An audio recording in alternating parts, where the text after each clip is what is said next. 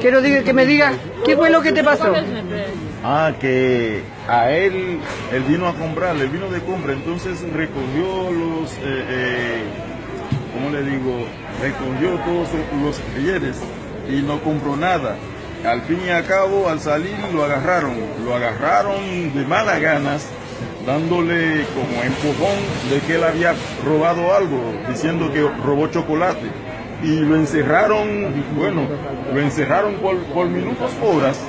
Entonces después, cuando lo revisaron, no le encontraron nada. Entonces, han habido personas que le han tomado fotos, y esas fotos pueden ser publicadas por las redes sociales como ladrón, mientras que él no es un ladrón. Entonces queremos que se haga justicia.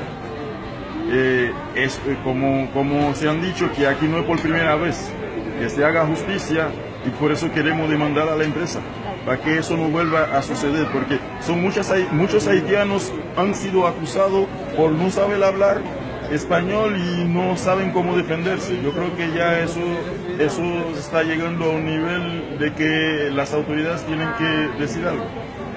Me parece que es así. ¿Cómo estás tú? Quijoyo, me parece. Él dijo que siente que quiere suicidarse porque que él es estudiante en su país. ¿Cómo lo va a ver toda su familia, sus colegas de clases? ¿Cómo van a ver eso?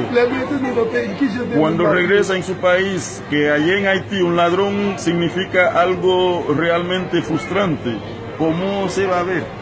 En Haití, cuando agarran a un ladrón, lo que hace es que lo matan. Entonces, cuando sepan que es un ladrón que vino a Chile a robar, él no va a tener una buena imagen en Haití.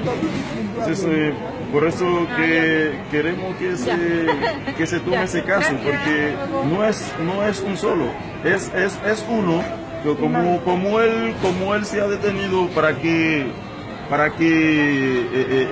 investigue el caso, que si él es culpable, bueno, que es culpable, pero si no es culpable, que se haga justicia, porque eso es acusación, ¿entiendes?